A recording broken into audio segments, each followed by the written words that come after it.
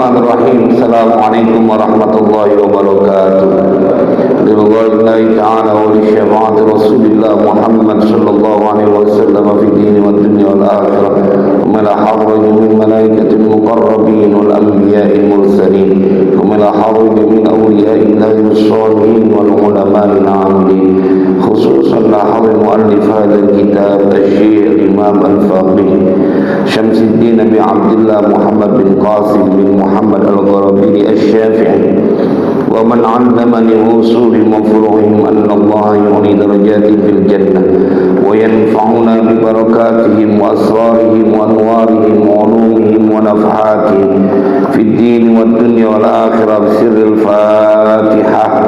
A'udzu billahi minasy syaithanir rajim. Bismillahir rahmanir rahim. Alhamdulillahi rabbil alamin arrahmanir rahim maliki yaumiddin. Iyyaka na'budu wa iyyaka nasta'in ihdinas siratal mustaqim siratal ladzina an'amta 'alaihim ghairil maghdubi 'alaihim waladdallin. Amin. Kita baca Fatihah sekali lagi dengan asrar, keberkahan, kedudukan, kemukjizatan dari surat Al-Fatihah. Semoga Allah ampuni semua dosa dan kesalahan kita. Allah ampuni dosa dan kesalahan orang tua kita. Allah pelihara diri kita, keluarga kita, anak keturunan kita, harta benda kita dari semua kejahatan makhluknya. Allah mudahkan semua urusan kita. Allah sampaikan semua hajat dan maksud kita. Allah sembuhkan semua penyakit yang ada pada diri kita, yang zahir maupun yang batin. Bisirril Fatihah. A'udzu billahi minasy syaithanir rajim. Bismillahirrahmanirrahim. Alhamdulillahi rabbil alamin arrahmanir rahim maliki yaumiddin. Iyyaka na'budu wa iyyaka nasta'in ihdinas siratal mustaqim siratal ladzina an'amta 'alaihim ghairil maghdubi 'alaihim waladdallin. Rabbi ighfir li wa liwalidayya wa lil mu'minina amin. Bismillahirrahmanirrahim. Alhamdulillahi rabbil alamin. Allahumma shalli wa sallim ala sayyidina Muhammad wa ala ali sayyidina Muhammad. Amma ba'du, faqala Syekhul Mu'allif rahimahullahu ta'ala wa adaman naf'a bihi wa bi barakati ulumihi wa bikum fid din wad darain amin. Kitab Ahkamil Haji wa huwa lughatan al-qasdu wa syar'an qasdul baitil haram bin nusuki wa syara'atu wujubil haji sab'atu asya'a wa fi ba'di nusakhi sab'u khisal al-islamu wal bulughu wal aqlu wal hurriyatu fala yajibul hajju 'alal muttasifi bi riddi dzalika. Wallahu a'lam bishawab. Jemaah, kita bertemu lagi dalam kajian kitab Fiqh Fathul Qarib yang berkaitan tentang ibadah haji. Semoga kita semua pada waktunya bisa wukuf di padang Arafah. Dari keberkahan kita ngaji ini kitab, yakni kitab pembahasan tentang haji. Kan kalau udah belajar tentang fikihnya tinggal berangkatnya. Kalau orang yang belum pernah tertarik sama belajarnya, rasanya sama berangkatnya juga gak tertarik gitu. Jadi mudah-mudahan keberkahan ini kita ngaji menghantarkan kita untuk bisa berangkat haji. Karena memang ini ibadah yang dari kemarin sudah dilakukan oleh jamaah haji Indonesia. Jadi ini 2 bulan, Dzulqa'dah sama Dzulhijjah, kita akan diperlihatkan oleh Allah orang-orang yang mereka benar-benar tidak pernah memperhitungkan tentang kepentingan diri dia, yang penting Allah ridho. Dan ukuran anak orang tua enaknya tetap kumpul bareng keluarga, bareng anak. Tapi ibadah haji nggak begitu ya akhi. Ibadah haji membuat seseorang tidak pernah melihat dan berpikir panjang tentang urusan keluarga. Yang penting jalan pergi haji. Berarti dahsyat betul tuh keimanan orang yang berangkat haji. Dahsyat banget, ngeluarin duit banyak, berpisah dengan keluarga, capek. Makanya orang sampai bisa berangkat ibadah haji, kemudian dia telah menyempurnakan rukun Islamnya yang kelima. Bukan sembarangan Pak orang yang berangkat haji. Orang-orang hebat, perkara nanti kemudian dia ada hajinya yang mabrur atau mardud itu urusan lain. Tapi fakta bahwa mereka mengeluarkan uang puluhan juta, ratusan juta, membawa bekal, kemudian meninggalkan bekal buat yang di rumah, berpisah dengan keluarganya, dan mereka tahu betul ada potensi nggak balik lagi ke tanah air karena memang banyak orang yang meninggal pada saat perjalanan ibadah haji. Mereka tahu itu dan mereka mengorbankannya. Dan yang kedua adalah orang yang nggak mau ketinggalan dengan orang yang berangkat haji. Iya, tahun ini saya nggak berangkat haji karena memang nggak ada duitnya atau kuotanya nggak dapat. Tapi dia nggak mau ketinggalan untuk mengamalkan sebuah amalan yang namanya berkurban. Wah, itu orang hebat juga Pak. Beli kambing 2,5 juta, 3 juta, 4 juta, bahkan ada yang sapi, yang limosin dia sendiri buat dia. Saya ketemu ada jamaah yang ke pesantren dan dia nganterin sapi buat dia sendiri. Dan itu kita udah ngaji di Masjid Baitur Rahman ini dan diperbolehkan. Dan boleh ketika engkau bersedekah lebih ya boleh. Makanya dia disebut hukumnya sunnah muakkadah. Sunnah tapi diharuskan betul. Mudah-mudahan Pak kita nggak berangkat haji tapi jangan sampai ketinggalan dengan berkurban. Ente udah haji enggak, duit ada padahal gitu, atau haji enggak, berkurban setahun sekali untuk ente buat nanti di yaumil kiamah kendaraan nyebrang sirat masih nggak mau juga, berarti kan nggak sayang sama badan. Karena di setiap bulan ini kita akan melihat orang-orang pilihan, orang-orang yang mereka berkorban untuk agamanya atau untuk melaksanakan perintah Allah. Ya, mudah-mudahan ya. Jadi kalau nggak berhaji berkorban lah, apa susahnya Pak? Maaf ya, di zaman sekarang bukannya berarti kita ngecilin, tapi dibanding dengan biaya hidup kita itu yang habisnya cuman sekedar doang jalan-jalan, kemudian pulang kampung, liburan panjang, itu kan sampai jutaan juga tuh. Ya kan? Kenapa kita nggak mikirin untuk pulang ke kampung akhirat kita? Ya, jadi kalau bisa yang lebih cakep gitu, nah, hewannya yang paling cakep dipilih yang paling mahal. Buat kita Allah mah kagak kepengen rezeki kita orang Allah yang dia memberikan rezeki kepada kita. Maksudnya diingetin, lu jangan cuma senang di dunia doang, ada yang lu pikirin juga buat lu bawa di akhirat gitu. Jadi kalau kita misalnya kasih ke anak, ini duit lu gue simpen dulu ya, ntar buat ini, emang buat dia juga. Maka mudah-mudahan Allah berikan kita kemampuan, bisa lah, yang penting ada niatnya. Perkara nanti sampai atau tidak, niatnya udah jadi kalau niatnya benar-benaran. Baik, kita masuk ke dalam pembahasan kitabnya, Kitab Ahkamil Haji. Tahun ini seperti biasa ada kurban di sini ya, di Masjid Baitur Rahman tuh menerima, memotong juga dan menyalurkan juga ya, menyalurkan juga. Saya pikir ini membuka ingetan. Saya pikir ini daging hanya menjadi kegembiraan buat mereka yang hidupnya pas-pasan. Buat orang yang berkecukupan juga girang makan daging korban. Ya, bahkan ada yang sampai marahannya 1 tahun sama panitia gara-gara dia kelupaan gak dibagi. Panitia dimarahin sampai 1 tahun gara-gara kelupaan karena ini mau orang kaya kagak bakal marah kali, karena ada yang lebih penting. Nggak taunya marah juga, nyari berkahnya kayaknya, nyari berkah daging korban. Kitabu Ahkamil Haji, ayhada Kitabu Ahkamil Haji, bermula itu kitab pembahasan hukum-hukum haji. Wahuwa, dan bermula haji lughatan secara bahasa al-qasdu, yakni dia bermaksud menuju ya, al-qasdu menyengaja.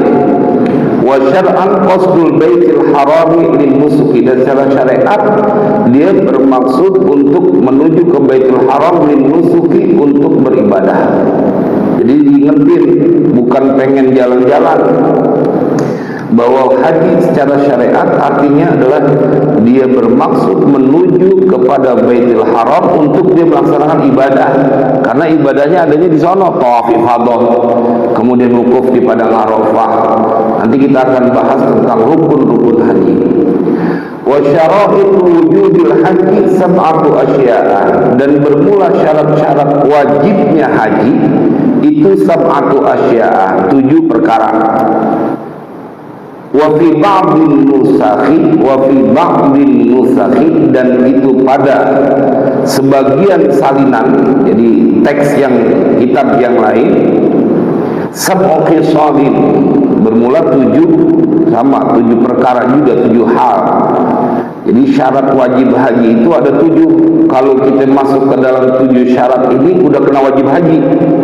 Kalau nggak melaksanakan haji karena sudah kena wajib dosa sampai mati, dia mati dalam keadaan Yahudi atau Nasrani, dia udah memenuhi 7 syarat ini, kemudian tidak melaksanakan ibadah haji, maka dia mati tidak berhaji, matinya dalam keadaan Yahudi ataupun Nasrani. Nauzubillah.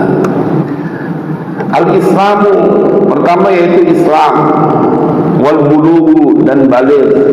Jadi kalau anak kecil yang diajak berangkat haji, nanti begitu dia balik, ya dia kudu haji lagi, tidak menggugurkan kewajiban dia dalam melaksanakan ibadah haji, karena syaratnya wajib haji itu adalah balik.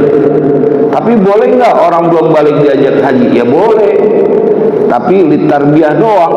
Ya orang udah kebanyakan duit. Tapi kalau dipikir lebih manfaatnya lagi, lebih baik menghajikan orang yang sudah mampu, saudaranya atau keluarganya, dibanding anaknya yang belum waktunya. Tapi kalau dia kebanyakan duit, ya bebas-bebas saja. Cuma fikih menjawab bahwa ini tidak menggugurkan ibadah hajinya. Jadi nanti kalau balik dia tetap haji lagi, kan sayang jadinya. Kalau cuma ngajarin doang mah, ngajarin buat ibadah haji, ke Pondok Gede aja no, asrama haji suruh muter TK tuh pada tuhaf. Itu luar biasa Pak.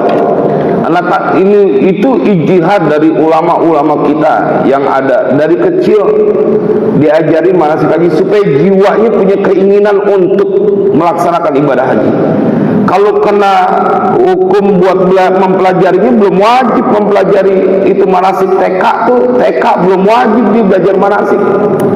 Orang kata Imam Ghazali, saking banyaknya tuh ilmu, saking ada skala prioritasnya. Kalau mau belajar manasik haji, kalau udah daftar, kalau udah dia akan berangkat haji, saking waktu biar kepake belajar ilmu yang lain.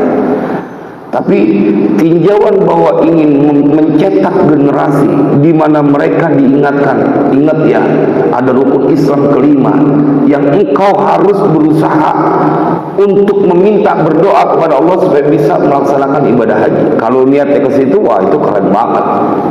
Makanya di TPA ya saudara, itu dia udah diinin kan, pakai ihram. Walaupun ntar kira-kira dia udah balik, dia lupa lagi cara pakai ihram. Jangan kata yang anak kecil, yang udah gede aja pakai ihram rada ribet ya. Tapi semangat dia ingin melaksanakan, menyempurnakan ibadah haji atau rukun Islam yang kelima. Wal aqlu, dan berakal. Wal hurriyatu, dan merdeka. Jadi budak gak boleh, dia gak kena syarat, maksudnya gak kena syarat wajib haji. Fala yajibu, maka tidak wajib. Apa yang tidak wajib? Al hajju, haji tidak wajib. Alal muttasifi, atas orang yang mempunyai sifat biriddi dzalika, dengan berlawanan dzalika, yang demikian itu. Jadi dengan Islam, balik, akil, berakal, dan hurriyah.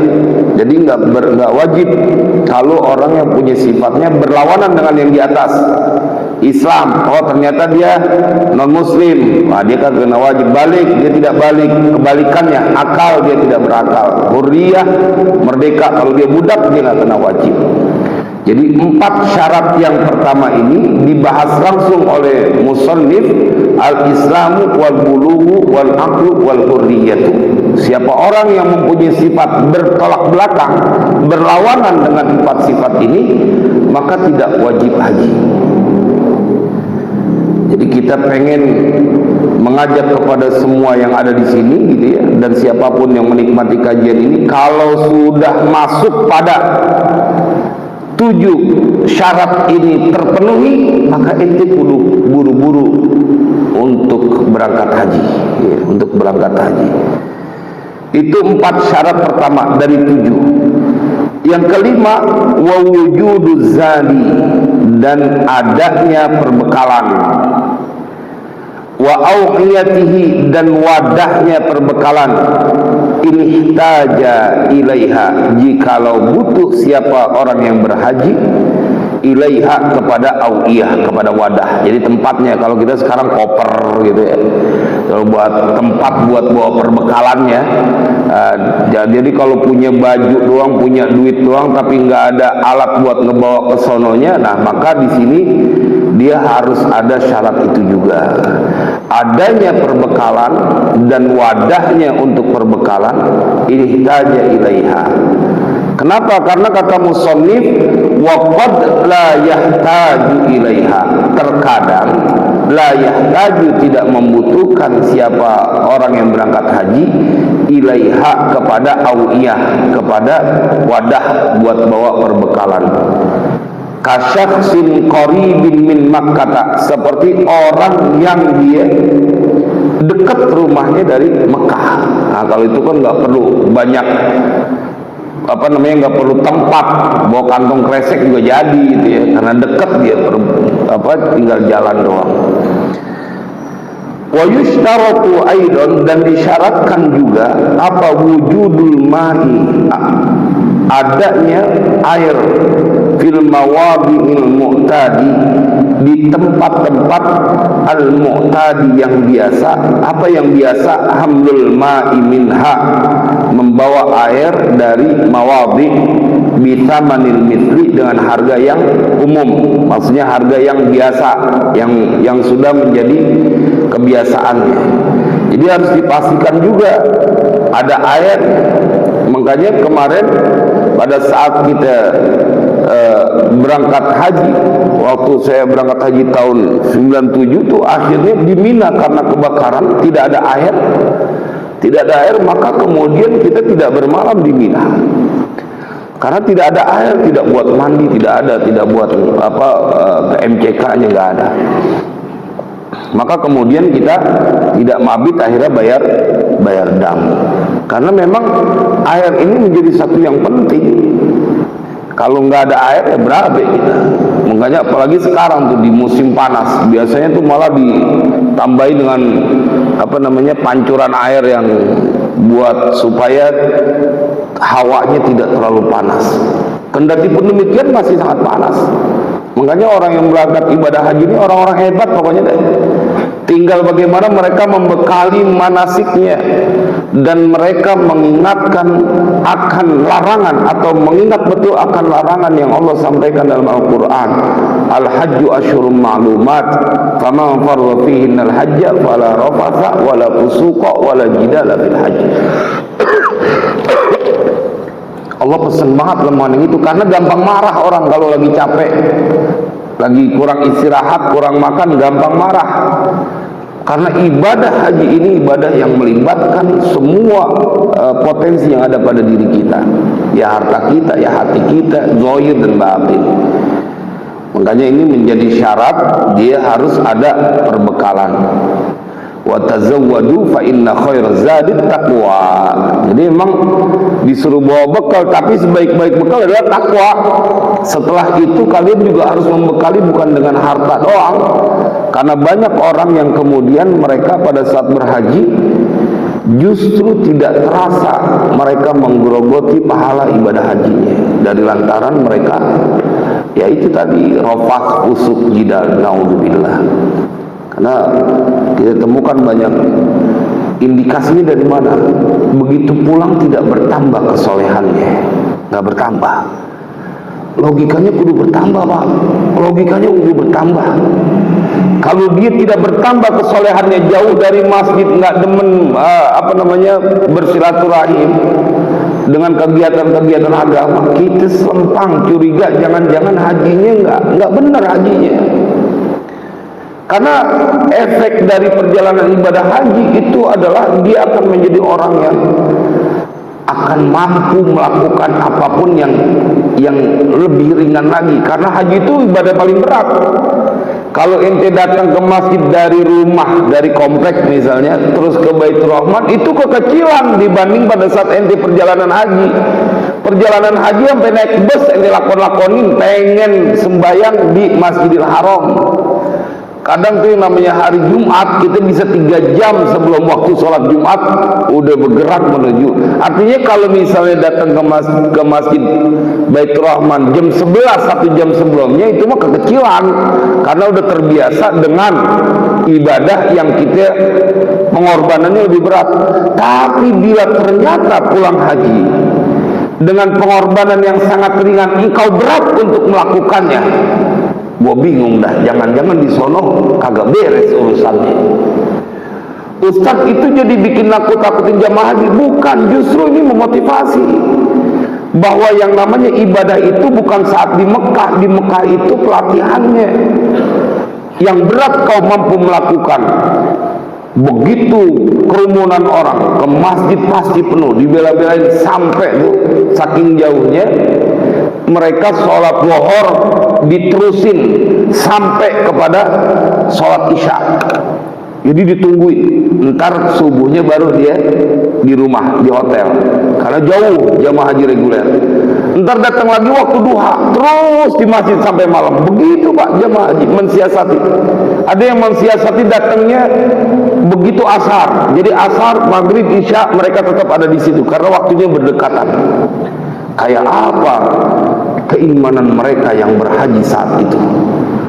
Tapi aneh, begitu pulang tidak ada perubahan. Jangan-jangan ada salah dalam niatnya. Ya itu dia yang kita perlu ingatin, karena kudunya begitu. Bahkan kalau merujuk kepada hadis Nabi lebih ekstrim lagi. Tabi'u bainal haji wal umrah fa innahuma yanfiyanil faqra wad dunub. Ikut sertakanlah antara haji dan umrah, karena kedua ibadah itu akan meniadakan kefakiran dan dosa. Jadi nggak sembarangan tuh ibadah yang akan menghilangkan kemiskinan. Itu ibadah haji diantaranya. Yang keenam, wa wujudur rahilati allati tasluhu limithlihi. Wa wujudur rahilati, dan yang keenam adanya kendaraan allati tasluhu limithlihi, yang tasluhu menjadi baik apa rahilah kendaraan itu limithlihi untuk orang seperti dia, yakni yang berangkat haji, cocok buat dia. Bisyirain awistijarin, dengan membeli kendaraan itu atau dinyewa. Hada idza kana syakhsu bainahu wa baina Makkah marhalatan fa aktsar. Bermula ini yakni adanya kendaraan yang cocok buat dia, yang baik buat dia, boleh dengan cara membeli atau menyewa. Jadi kendaraan yang dimaksudnya adalah kendaraan dulu adalah hewan ya, kendaraan hewan, atau kalau yang dekat yang sekarang bisa pakai mobil, kalau kita pakai pesawat. Makanya itu kita istijar, nyewa buat pergi sama buat pulang. Udah masuk nih. Hada bermula ini aturan idza kana syakhsu, apabila adalah seseorang bainahu wa baina Makkah, antaranya dan antara Makkah itu marhalatani, 2 marhalah, fa'aksara atau lebih, kemudian lebih dari 2 marhalah. Satu marhalah itu kalau dihitung dalam pendapat banyak ulama itu 40, sekian kilometer. Jadi kalau 2 marhalah 82 kilometer. Nah ini kudu ada kendaraannya. Kalau nggak ada kendaraan, 2 marhalah jarak dia sama Mekah, maka dia tidak diwajibkan haji. Kan kayak Mekah ke Madinah itu sampai 500 km. Nah nggak ada kendaraan dari Madinah, maka dia tidak wajib untuk haji karena sudah melebihi dari 2 marhalah fa'aksara. Apalagi kita hampir berapa ribuan kilo itu. ribuan kilo, karena kecepatan dari pesawat aja kalau kita perhatiin itu 900 km per jam. Padahal jarak kita ke sana 9 jam, tinggal dikalikan aja tuh. Itu kalau di pesawat ada tuh di ininya, kecepatan pesawatnya 900 km per jam. Itu kalau naik motor 900 km kayak komeng tuh bibir 900 km per jam. Sawaun qadara 'alal masyi amla. Sama saja dia berkuasa atas berjalan kaki ataupun tidak. Jadi walaupun dia berjalan kaki, dia mampu nggak ada kendaraan, maka dia juga tidak wajib. Dia tidak wajib untuk melaksanakan ibadah haji. Di jalan kuat nih, dia tidak wajib. Tapi kalau dia mau berhaji ya boleh, tapi tidak kena wajib. Dia sanggup jalankan. Mbah Yai Hashim Asy'ari itu cerita, kemarin kita pembahasan tentang bagaimana kekuatan cinta dalam kitab An-Nurul Mubin fi Mahabbati Sayyidil Mursalin. Itu ada orang yang berhaji dengan berjalan kaki, Ustaz, dari rumahnya, dan itu biasa kalau dulu. Nggak berkendaraan, nggak naik hewan tunggangan. Begitu ditanya, kenapa engkau berjalan kaki? Kata dia, seandainya aku mampu berjalan dengan kepalaku, aku berjalan dengan kepalaku ke Mekah. Allahu Akbar, sampai kayak begitu. Kenapa? Karena ketika dia menjawab, kenapa alasannya? Karena seorang yang lari dari majikannya, dia nggak pantas datang dengan berkendaraan. Kan kalau orang yang berhaji, dia sedang menuju kepada Allah. Rihlatun ilallah, perjalanan menuju Allah. Faman wasala ilallah wasala ila kulli syai. Siapa yang sudah sampai kepada Allah, dia pasti sampai kepada segala sesuatu. Jadi perjalanan yang benar-benar akan mengangkat derajat kedudukan seorang hamba di hadapan Allah. Pokoknya kalau udah berhaji, dia udah sempurna rukun Islamnya. Idealnya ya. Tapi pada faktanya orang yang berhaji berkali-kali nggak peduli dengan urusan agama, nggak peduli kepada fakir dan miskin, itu faktor lain. Tapi idealnya setiap orang yang melaksanakan ibadah haji, dia telah melewati sebuah pendidikan langsung dari Allah. Betapa enggak, dia baju kudu ditanggalkan semuanya, ganti kain ihram. Ente punya jabatan di Indonesia, ente punya kedudukan di sini, enggak kudu ganti. Artinya pendidikan kesombongan dia itu dibikin rontok langsung. Ganti.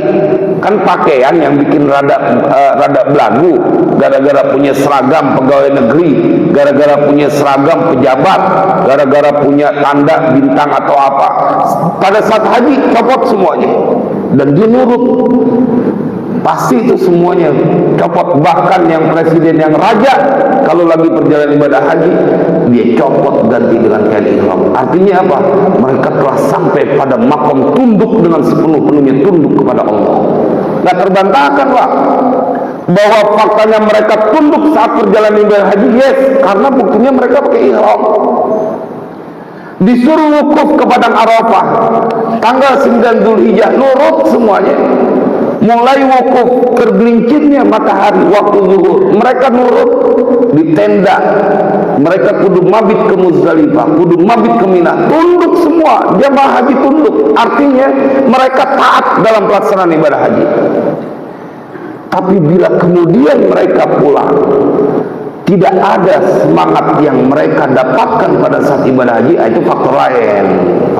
Jadi jangan disalahkan ibadah hajinya, ini disalahkan dari orang yang melakukannya. Tapi sama seperti sholat, inna sholata tanha 'anil fahsya'i wal munkar. Kudunya kalau udah sholat nggak bakal berbuat keji. Tapi fakta bahwa ada orang yang sholat juga, ada orang yang jahat sama tetangga juga, ada yang zalim sama orang lain juga, ada yang durhaka sama orang tua juga, itu faktor lain. Bukan sholatnya yang disalahin, sholatnya kagak benar. Walaupun ketika mereka ruku dan sujud udah karunia besar, cuman kan kita nggak sebatas itu. Bersyukurlah engkau bisa dalam keadaan ruku dan sujud, yes, itu karunia. Tapi kalau engkau ingin tahu bahwa ruku dan sujudmu diharapkan untuk menghadirkan kepribadian yang tidak akan pernah berbuat keji dan mungkar, itu puncaknya. Cuma kalau dibandingkan dengan sesuatu yang mendingan dia masih rukuk sujud walaupun dia nyolong daripada yang kagak sholat sama sekali, nah itu perbandingannya sama-sama kagak bagus dia bilang begitu. Artinya Bapak Ibu, saya ingin sampaikan bahwa kajian ini adalah berbicara tentang orang-orang hebat. Setiap mereka yang melaksanakan ibadah haji, mereka yang berkurban, orang-orang hebat, bukan orang sembarangan. Kalau mereka udah haji nggak mau punya duit, kemudian berkurban dia nggak mau juga padahal punya duit, ketahuilah orang yang sangat tidak berterima kasih kepada karunia yang Allah berikan kepadanya. Naudzubillah. Buat anak kita ya Ustaz Sarif, anak nih kita mau belajar gitu kemana aja kita bela-belain beli tiket pesawat ya 7 juta 8 juta kita bela-belain. Kenapa? Sayang sama anak. Masa buat badan ente sendiri di akhirat lagi kagak sayang? Itu logikanya. Buat anak sampai dibangunin rumah gitu kan, sampai dibeliin motor, masa ente kagak mau punya kendaraan nanti di yaumil qiyamah?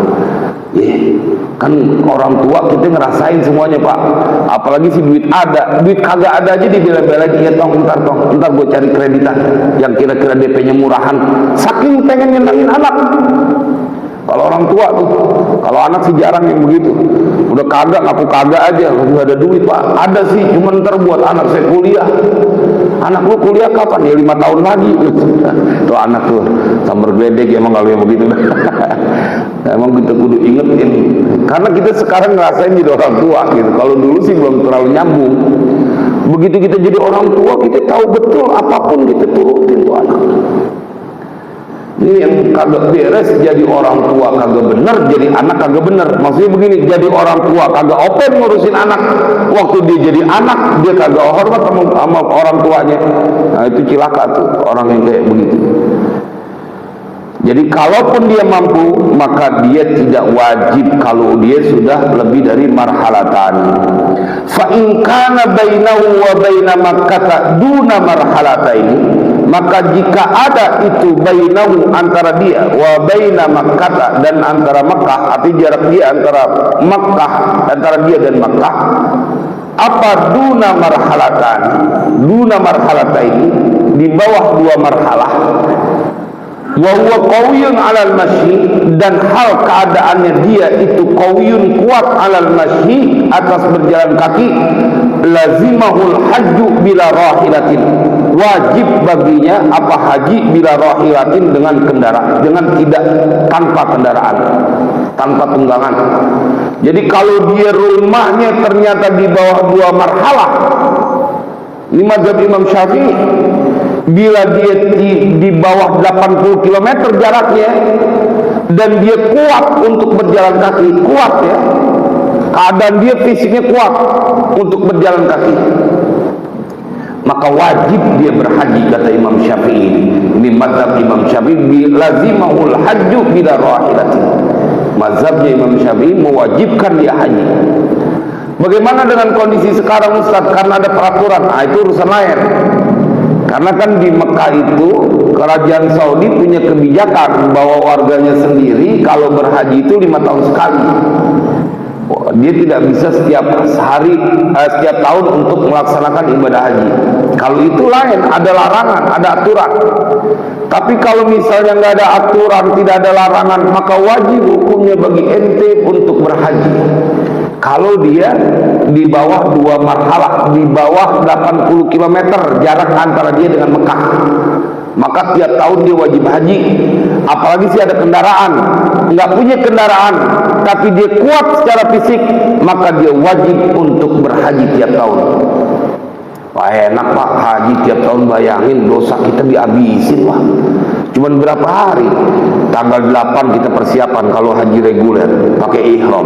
Kemudian diangkut kita ke Arafah. Itu karena busnya bolak-balik. Dari tanggal 8 Zulhijjah ya Ustaz, udah diangkut ke Arafah.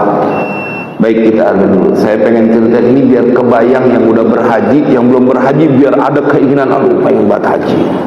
Kita dengerin azan dulu. Baik jamaah, kita lanjutkan. Jadi bagaimana orang kagak bergembira pada saat dia berhaji? Karena Allah memberikan kesempatan kepada dia untuk kembali menjadi bayi dalam waktu yang sangat singkat.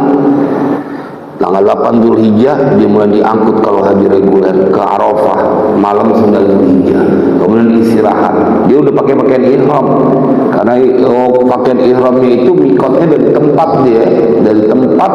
dia pemondokannya. Kemudian jam 12 siang baru tuh mulai ritual dari perjalanan yang namanya wukuf di Padang Arafah, berdoa. Itu jangan katanya berdoa, tidur aja dosa ini diampunin. Itu tanah Arafah, tidur.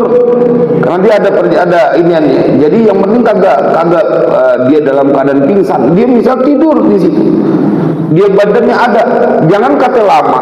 Ente sambil lari lewatin tanah Arafah tanggal 9 Dzulhijjah setelah tergelincir matahari, dosa ente rontok. Karena al-hajju Arafah. Kayak apa dahsyat itu.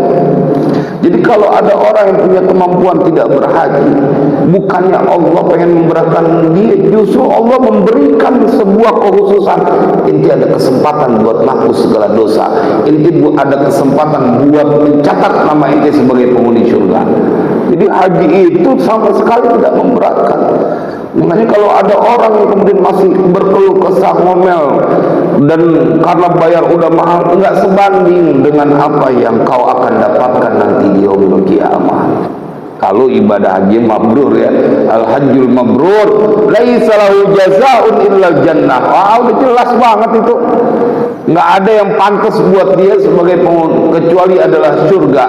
Jadi kalau ada orang yang pergi haji, Pak, begitu pulang, Ibu, begitu pulang kita disuruh menjemputnya, menyambutnya, ketahuilah itu adalah penghuni surga yang masih berjalan di permukaan bumi. Wah, kayak gimana istimewanya tuh orang yang berangkat haji. Terus bagaimana dengan orang yang punya kemampuan, tidak punya keinginan untuk berhaji, padahal punya kemampuan. Ini kita lagi bahas syarat-syaratnya. Jadi kalau dia kurang dari 2 marhalah, kurang dari 2 kali 40 km, maka dia wajib untuk berhaji kalau dia kuat untuk berjalan kaki, walaupun tanpa ada kendaraan. Nggak mau nyusahin karena Allah pengen menyelamatkan hambanya.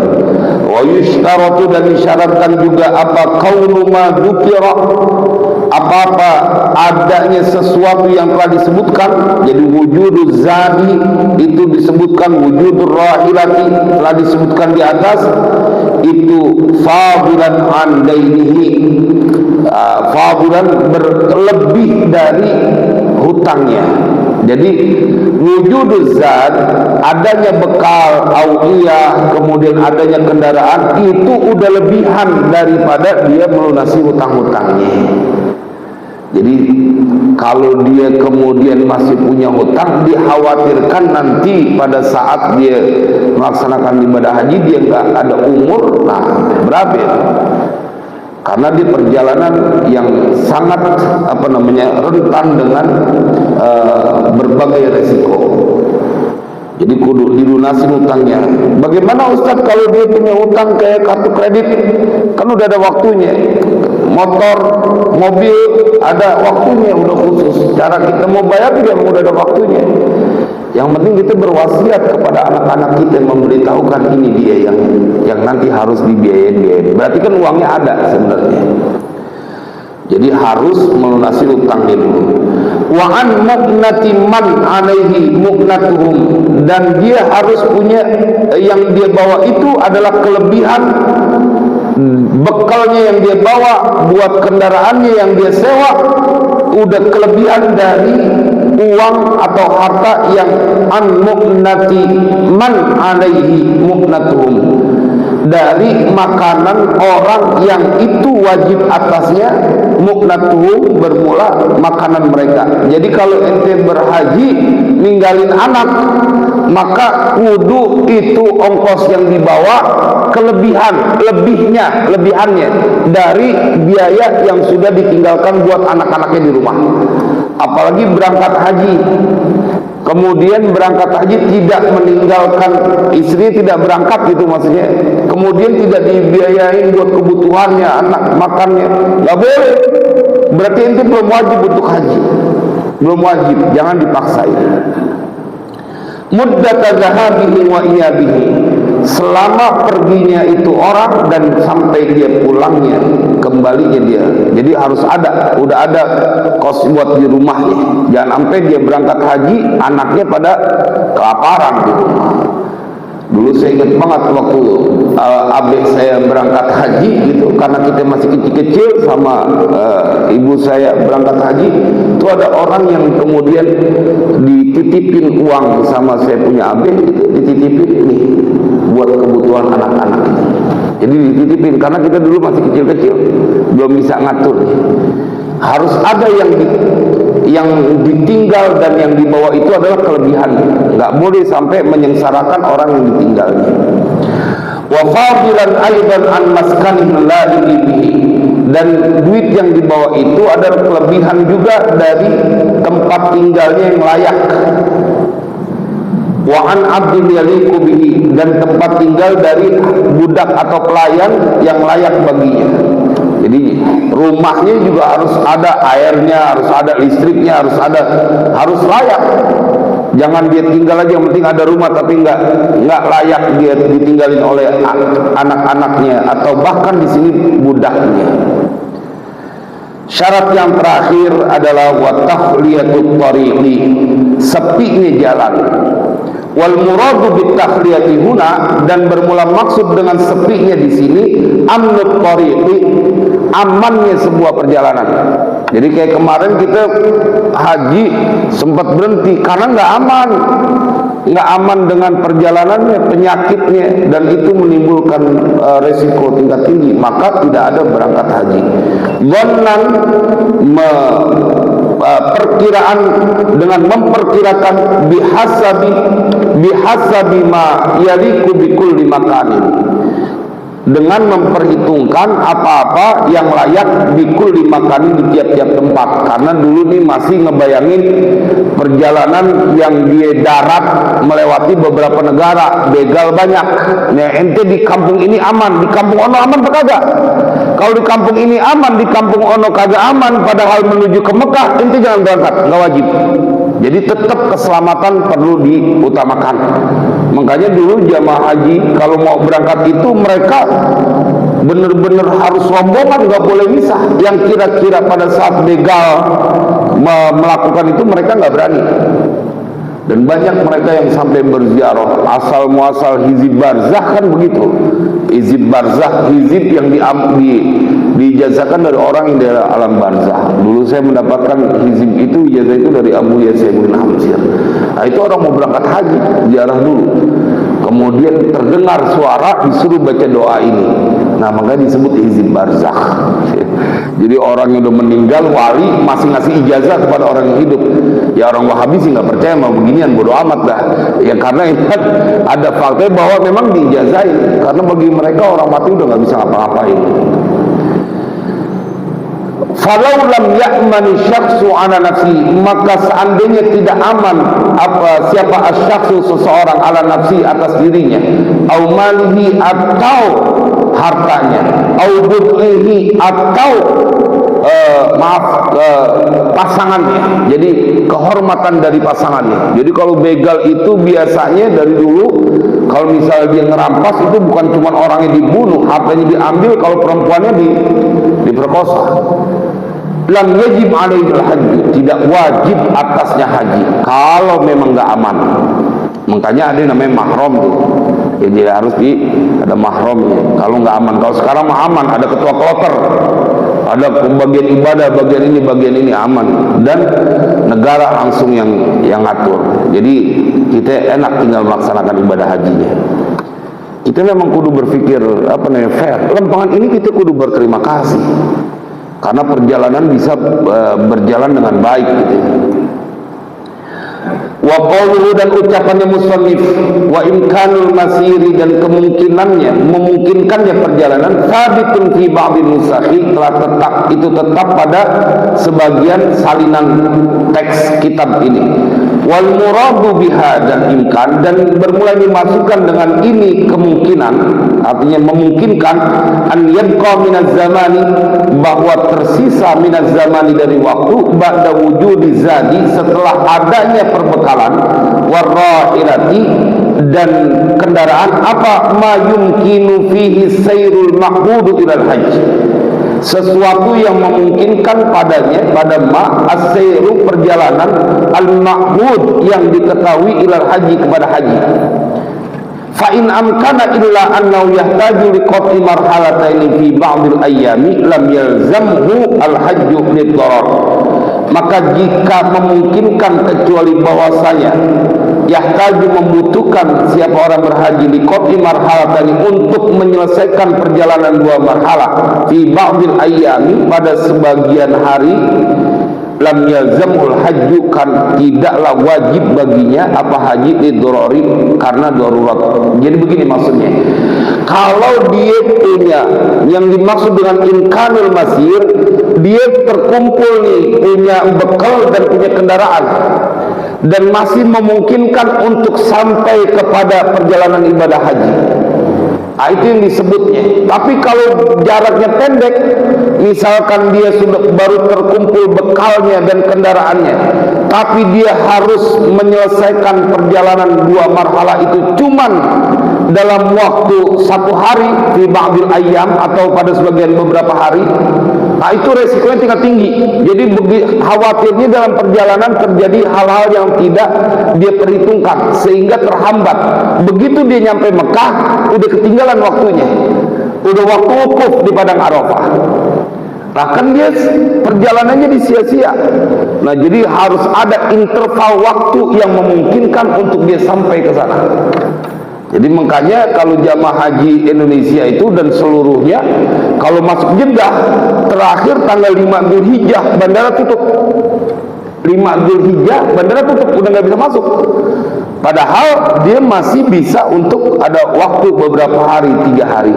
Karena mengkhawatirkan nanti ada, kalau dibikin tanggal 7 tutup, ternyata ada masalah dalam perjalanan, apakah nanti telatnya itu tidak akan membuat orang tertinggal dalam waktu untuk melaksanakan ibadah haji. Jadi harus ada hitung-hitungannya nih, yang jaraknya dia perjalanan terkumpul, tapi begitu sampai udah ketinggalan, ente nggak wajib haji. Kecuali masih ada waktu seminggu lagi, ente udah sampai di sono, diperhitungkan, ente wajib haji. Jadi terkumpul uangnya itu sama kendaraan, misalkan 10 hari sebelum waktu haji. Perjalanannya kalau kita hitung 7 hari sampai, nah itu wajib untuk berangkat haji. Tapi kalau misalnya cuma sisa yang beberapa hari, kemungkinan ente ada masalah dan tidak sampai pada waktu musim haji, ente nggak wajib. Ini masih bicara syarat wajibnya haji seseorang. Mudah-mudahan kita akan berangkat haji di tahun-tahun mendatang. Jemaah, saya ingin ngajak kepada kita, saking kepengennya kita berhaji, sebelum kita tutup, doanya kita ganti bab haji ini dengan sama-sama baca talbiyah. Labbaik Allahumma labbaik, labbaik la syarika laka labbaik, innal hamda matalak wal mulka la syarika lak, innal hamda wan ni'mata lak wal mulka la syarika lak. Sekali lagi, labbaik Allahumma labbaik, labbaik la syarika laka labbaik, innal hamda wan ni'mata lak wal mulka la syarika lak, innal hamda wan ni'mata lak wal mulka la syarika lak. Karena waktu mustajab, mudah-mudahan kita bisa berangkat haji dan semua anak keturunan kita berangkat haji.